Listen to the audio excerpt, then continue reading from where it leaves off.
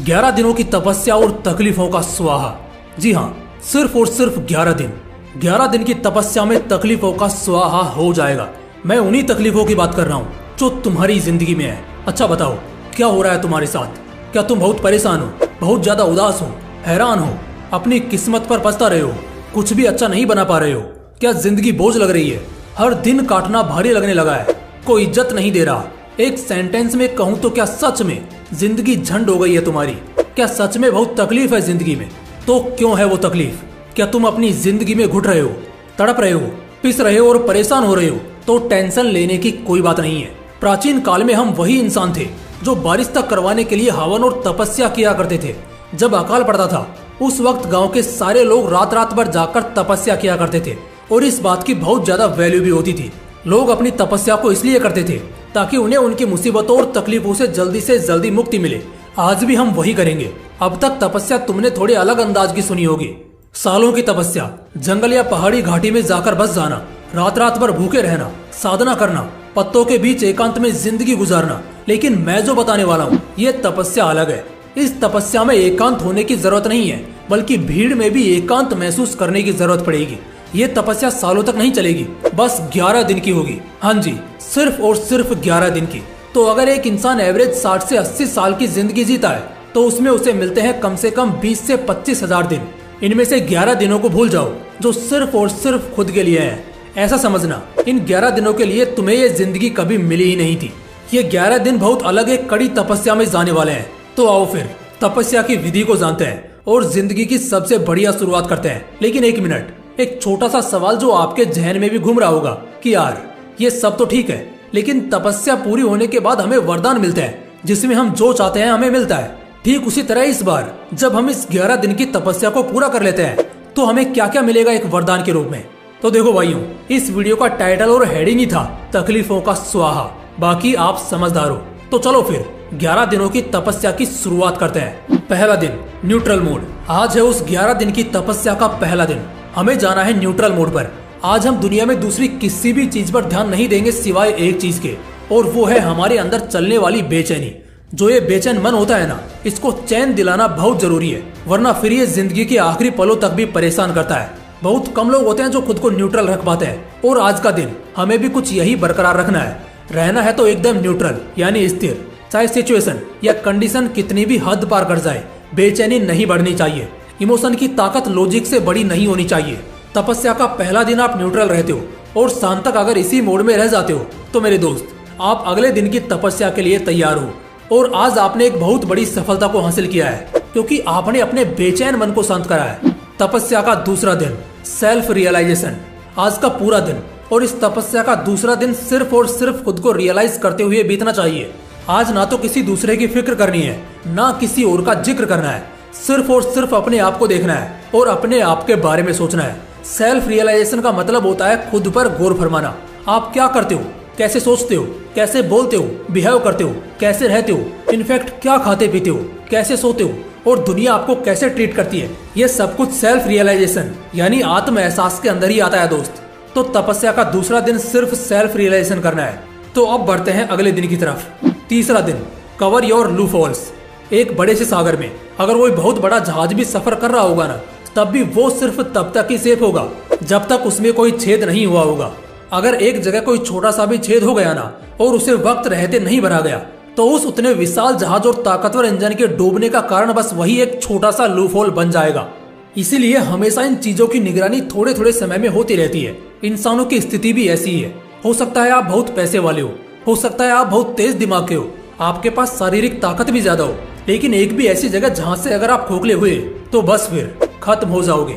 इस तपस्या में आज का ये तीसरा दिन इसी बात की ओर इशारा करता है कि अपने उस जगह की तलाश करनी है जहाँ से आप खोखले हो, कमजोर हो, या जिसकी वजह से भविष्य में गिर सकते हो, और फिर उन्हें भरकर कंप्लीट कर लो इससे पहले कि वो आपको खाली कर दे। चौथा दिन, नो योर मिस्टेक्स। गलतियां कई बार गलत होती हैं तो कई बार किसी के लिए बहुत सही भी होती हैं। इतिहास में कई दफा कई गलतियों के दम पर ही बड़े बड़े आविष्कार हुए। तो ऐसे में ये कहना कि गलती करना गलत है, ये बहुत गलत बात होगी। लेकिन ये जानने की कोशिश भी ना करना कि गलती है क्या और उसे कैसे सुधारा जा सकता है, ये बेशक बहुत बड़ी गलती है। इंसान है तो गलती करेगा, लेकिन वो कैसी गलती करता है और उससे क्या सीखता है, इस बात से ज्यादा फर्क पड़ता है। तपस्या का ये चौथा दिन हमें यही सिखाएगा कि कैसे हम अपनी गलतियों को जानने की कोशिश करेंगे, उन्हें खोज निकालेंगे और भविष्य के नुकसान से बचेंगे। 5वां दिन लिमिटलेस हार्ड वर्क। बिना मेहनत की कोई तपस्या सुनी है भला? 5वां दिन तपस्या का मध्यांतर आ चुका है। इस दिन कड़ी मेहनत में भी कड़ाई होगी और मेहनत की सारी हदें पार होंगी। चाहे कमर में दर्द हो या सिर में, दिल टूटा हो या फिर हड्डी, आज की शाम हो चाहे सुबह का सवेरा, आधी रात या दोपहर का पहरा, बिना किसी हद को याद रखते हुए मेहनत करनी है।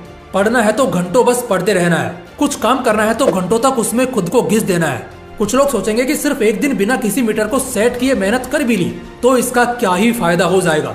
तो देखो यार, यही तो इस तपस्या के सफर की खास बात है। हर चीज का एक्सपीरियंस तुम्हें एक ही बार तो कराएगा, और वो एक दिन ही तो इंसान की जिंदगी में नहीं आता जिस वजह से वो हमेशा पीछे रह जाता है। मैदान की तरफ 100वां कदम उठाना मुश्किल नहीं होता, बल्कि पहला दिन बहुत मुश्किल लगता है। तो बस फिर आज है वो दिन जिस दिन लिमिटलेस हार्ड वर्क यानी हद पार मेहनत करनी है। अब बढ़ते हैं तपस्या के अगले पड़ाव में। 5 दिन की तपस्या पूरी हुई, लेकिन तपस्या अब भी आधी बाकी है, और यहाँ से एक भी दिन का ढीलापन अब तक की पूरी तपस्या को भंग कर सकता है, इसलिए सावधान रहें। 6वां दिन चेंज्ड माइंडसेट। ऐसा क्यों होता है कि किसी इंसान के लिए कोई चीज नामुमकिन है तो एट द सेम टाइम उसी जगह पर कोई दूसरा इंसान है जिसके लिए वो चीज करना बाएं हाथ का खेल है। सिर्फ मानसिकता का फर्क होता है दोस्त, सिर्फ और सिर्फ मानसिकता का फर्क। अगर ये फर्क खत्म हो जाए तो सब एकदम आसान हो जाएगा। इस तपस्या के पूरे सफर में जो आज का ये 6ठा दिन मिला है ना, वो अपनी मानसिकता को बदलने के लिए मिला है। मानसिकता बदलने के लिए हम ना बस एक छोटी सी चीज करेंगे, बस आज के लिए दुनिया को देखने का नजरिया बदल लेंगे। खत्म हो गई बात। हम जिस नजर से दुनिया को पहले देखते थे, आसान चीजों को भी मुश्किल पहलू से सोचते थे, आज बस ठीक उसका उल्टा करना है, मानसिकता बदलनी है। 7वां दिन।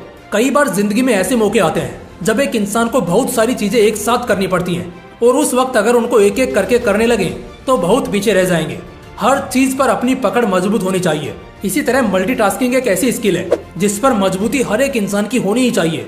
भला तुम खुद सोचो, क्या आज तक कोई भी इंसान एक बिजनेस करके दुनिया के टॉप बिजनेसमैन की लिस्ट में आया है? या कोई हाई वैल्यूएबल पर्सन सिर्फ कोई एक एग्जाम निकालकर इतना वैल्यूएबल बना है? नहीं, बिल्कुल भी नहीं। आज का दिन सिखाएगा मल्टीटास्किंग करना। आज बात हेल्थ की हो, वेल्थ की हो या पर्सनल लाइफ की, सबको एक साथ बैलेंस करके आगे ले जाना है। 8वां दिन मेकिंग योर सेंसेस स्ट्रॉन्ग। कुछ लोगों की ना सेंस यानी एहसास करने की शक्ति बड़ी कमाल की होती है। उन्हें खतरे, बर्बादी, शोक या झटके का अंदाजा पहले ही हो जाता है। लेकिन जबकि भीड़ में बहुत सारे लोग ऐसे होते हैं जो दूर दूर तक इन चीजों से वाकिफ नहीं है, जो बाद में बहुत पछताते हैं। उनका कोई बगल में खड़े रहकर गला रेत रहा होता है, उन्हें फिर भी पता नहीं लगता। तो यार, ऐसे में तुम इस दुनिया में बहुत सुकून से कभी नहीं रह पाओगे। आज इस तपस्या का 8वां दिन तुम्हारे सेंसेस को मजबूत करेगा। तुम्हें आज पूरे दिन सिर्फ एहसास करना है, कोई इंसान कैसे बात कर रहा है, कब बात कर रहा है, चीजें कैसे हो रही हैं, क्यों हो रही हैं, कोई आज क्यों रो रहा है तो कोई क्यों हंस रहा है, और अगर आज कोई कामयाब हो रहा है तो जमाना उससे क्यों जल रहा है। आज का दिन बहुत मजेदार होने वाला है, क्योंकि जब ऐसी चीजों पर तुम ध्यान देने लगते हो ना, तो तुम्हारे साथ सब कुछ सही होने लगता है। तो करना कुछ ऐसा है कि आज के दिन अपने सेंसेस को मजबूत करना है, ज्यादा से ज्यादा चीजों को ऑब्जर्व करके। 9वां दिन बिकमिंग प्योर। अपने किरदार से, अपने मन और विचार से, अपने तन और धन से, हर जगह से आज पूरा खरा सोना बनना है, एकदम प्योर बनना है। प्योर का मतलब जानते हो, एकदम साफ सुथरा। आज तक जैसे भी थे भूल जाओ उसे। आज तुम कैसे रहोगे, बस इस बात पर ध्यान देने की जरूरत है। तो आज के दिन ना तो कोई झूठ बोलना है, ना मेहनत में चोरी करनी है। दुनिया की खूबसूरत से खूबसूरत परी भी बहकाए तो नहीं बहकना है। किसी के बारे में एक सेकंड के लिए भी गलत नहीं सोचना है, गलत नहीं बोलना है।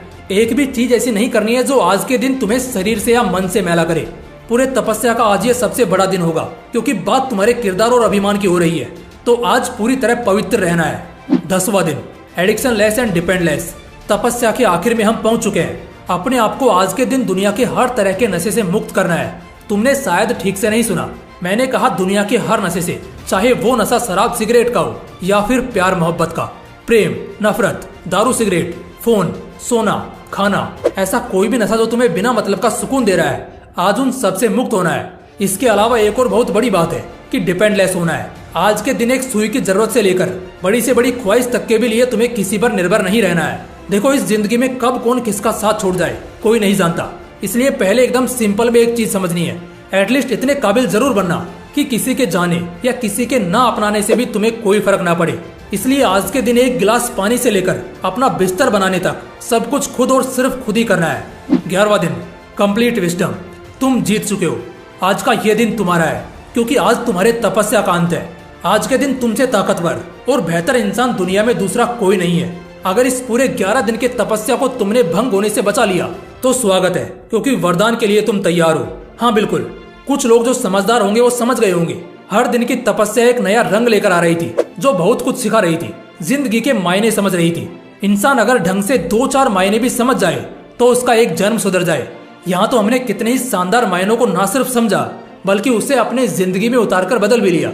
उम्मीद करता हूँ तुम सब एक प्रयास में पूरे तपस्या को कारगर सिद्ध करने में सफल हो जाओगे, जिसके बाद तुम एक बेहतर जिंदगी पाने के हकदार बन जाओगे। दोस्तों, अगर वीडियो अच्छा लगा तो इसे एक लाइक करना और अपने दोस्तों के साथ जरूर शेयर करना। बाकी फिर मिलते हैं इसी तरह के एक और बवाल वीडियो के साथ। जय हिंद, जय श्री कृष्ण।